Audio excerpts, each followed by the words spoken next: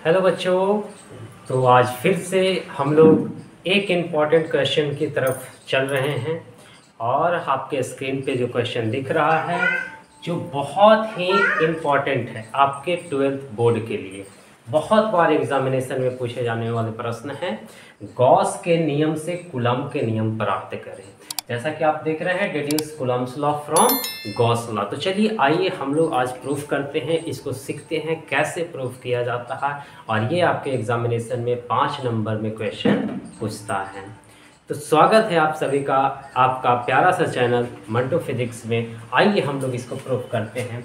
तो सबसे पहले हम लोग क्या करते हैं कि गॉस लॉ से कूलम्ब का नियम प्रूफ करना है, यानी गॉस के नियम से कूलम्ब के नियम प्रूफ करना है।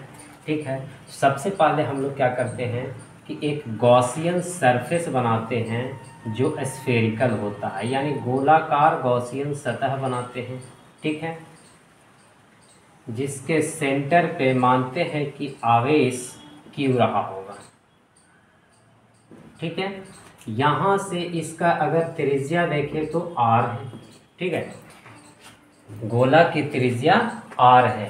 ठीक, एक हम स्मॉल सरफेस कंसीडर करते हैं, छोटा सा पार्ट कंसीडर करते हैं। और यहाँ पे यदि अगर किसी सरफेस पर एरिया वेक्टर की दिशा यदि अगर देखते हैं, एरिया वेक्टर बोले तो सदिश क्षेत्रफल की दिशा, जिसको हम लोग इसके द्वारा रिप्रेजेंट करते हैं। छोटा सा क्षेत्रफल यहाँ पे अगर कंसीडर कर रहे हैं, यानी इसमें डी लगा देंगे तो स्मॉल एरिया को रिप्रेजेंट करता है कि नहीं। तो एक स्मॉल एरिया हम यहाँ पे कंसीडर कर रहे हैं। तो सरफेस एरिया का जो डायरेक्शन होता है हमेशा सरफेस के परपेंडिकुलर होता है, यानी सतह के लंबवत होता है। और गोला के सतह के लंबवत यानी देखा जाए तो ये हो जाएगा आपका ds, है कि नहीं। ठीक है, और यदि अगर विद्युत क्षेत्र की दिशा देखेंगे तो जैसा कि हम लोग जानते हैं कि जिस बिंदु पर विद्युत क्षेत्र देखना होता है उस बिंदु पर हम लोग मानते हैं +1 कूलम्ब लेते हैं, है कि नहीं, टेस्ट चार्ज। तो बताइए, ये भी पॉजिटिव चार्ज, ये पॉजिटिव चार्ज, तो इसके कारण इस बिंदु पर जो विद्युत क्षेत्र की दिशा होगा वो क्या एरिया वेक्टर के डायरेक्शन में ही जाएगा।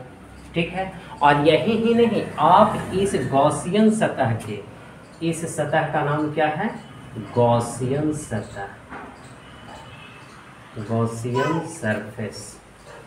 ठीक है, इस गॉसियन सरफेस के किसी भी पॉइंट पर यदि अगर देखते हैं तो एरिया वेक्टर का जो डायरेक्शन जाएगा वो ds इस साइड में। ठीक है, और विद्युत क्षेत्र की दिशा E। ठीक है, यानी कि इस कंडीशन में किसी भी पॉइंट पर यदि अगर हम लोग देखते हैं एरिया वेक्टर और विद्युत क्षेत्र की दिशा, तो दोनों का दिशा क्या होता है, समान होता है। ठीक है, यानी बोले तो दोनों के बीच का एंगल कितना हो जाएगा, 0 डिग्री हो जाएगा। क्लियर है, और रेडियस तो r है ही, यानी कि इस पॉइंट से लेकर के इस पॉइंट तक के, यानी कि सेंटर से लेकर के सरफेस तक का जो डिस्टेंस हो जाएगा वो कितना आपका हो जाएगा, r हो जाएगा। क्लियर है बच्चों। तो आइए आप हम लोग आगे बढ़ते हैं। ठीक है, यहाँ पे हम लोग अप्लाई करते हैं, क्या अप्लाई करेंगे, Gauss law. Gauss law, Gauss law होता क्या है, closed integration of E dot ds is equals to q in by epsilon not. Q in का मतलब क्या होता है कि गॉसियन सरफेस के अंदर जितना चार्ज इनक्लोज है उसको हम लोग क्यू इन बोलते हैं। तो टोटल चार्ज जो इनक्लोज है वो कितना इनक्लोज है, क्यू इन है। ठीक है, जैसा कि हम लोग देख पा रहे हैं कि E डॉट ds, डॉट हटाते हैं तो क्या लिखते हैं, कॉस, है कि नहीं। तो क्या हो जाएगा, E ds कॉस, और E और ds के बीच का जो एंगल दिख रहा है वो कितना दिख रहा है, क्योंकि E का डायरेक्शन और ds का डायरेक्शन, दोनों का डायरेक्शन क्या है, सेम है। और जब दो वेक्टर का डायरेक्शन सेम होता है तो एंगल कितना बनता है, 0 डिग्री। तो यहाँ पे हो जाएगा cos 0 degree is equals to q in by epsilon naught. Clear है, और cos 0 का वैल्यू कितना होता है, 1। और हम लोग जानते हैं जो इन कांस्टेंट वैल्यू होता है वो इंटीग्रेशन के बाहर आ जाता है। तो E जो है वो कांस्टेंट है, यानी कि E कांस्टेंट इसलिए है क्योंकि इस गॉसियन सरफेस के किसी भी पॉइंट पर देखेंगे विद्युत क्षेत्र का मान तो वो क्या रहेगा, E ही रहेगा, है कि नहीं। तो ई को बाहर निकालेंगे, ds को इंटीग्रेट करेंगे, is equals to q in, charge कितना अंदर इंक्लूज है, तो टोटल चार्ज q है बाई एप्सिलॉन नॉट। क्लियर है। और ई ds का इंटीग्रेशन क्या हो जाएगा, s, ds का integration s is equals to q by epsilon naught. और जहाँ तक कि हम लोग जानते हैं कि E है तो E इनटू में S क्या रिप्रेजेंट कर रहा है, क्षेत्रफल को। किसकी क्षेत्रफल, तो गोला का क्षेत्रफल। गोला का क्षेत्रफल होता क्या है 4 पाई और इसका रेडियस कितना है r है, 4 pi r square is equals to q by हो जाएगा एप्सिलॉन नॉट। तो E इज इक्वल्स टू क्या ऐसा हम लोग लिख सकते हैं q by 4 pi epsilon naught into में r स्क्वायर। ठीक है, यानी इलेक्ट्रिक फील्ड का वैल्यू तो हमें पता चल गया कि यदि अगर इस पॉइंट को मानते हैं P, यानी P पॉइंट पर Q चार्ज के कारण, गॉसियन सरफेस के P पॉइंट पर Q चार्ज के कारण इलेक्ट्रिक फील्ड का वैल्यू कितना, Q by 4 pi epsilon naught into R।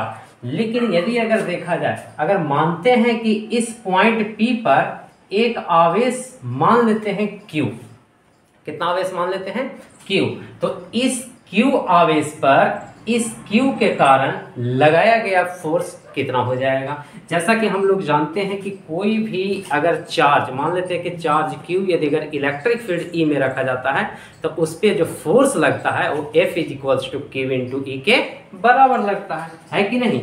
यानी कि यदि अगर देखा जाए तो Q पर लगाया गया बल, Q पर लगाया गया बल है कि नहीं, कितना हो जाएगा F is equals to Q into E के बराबर हो जाएगा। और हम लोग देख पा रहे हैं कि E का वैल्यू जो है वो हम लोग ऑलरेडी लेकर के आए हैं, Q by 4 pi epsilon not into में R स्क्वायर। यानी पूरा यदि अगर इसको लिखे तो F इज इक्वल्स टू क्या हो गया 1 by 4 pi epsilon not into capital Q into में small q by R square. क्या कूलॉम के नियम यही होता है, 1 by 4 pi epsilon not Q capital Q into small q by R square. ठीक है, ये अपना प्रूफ हो गया गॉस के नियम से कूलॉम के नियम, जो आपका बहुत इंपॉर्टेंट क्वेश्चन में से एक होता है, जो आपके 5 नंबर में क्वेश्चन आता है 12th बोर्ड में। तो आई होप कि बहुत बढ़िया से आपको समझ में आया होगा। आप घर पे 2 बार 3 बार 4 बार रिवाइज कीजिए इसको और अपने एकदम माइंड में से इसको सेट कर लीजिए। Thank you so much.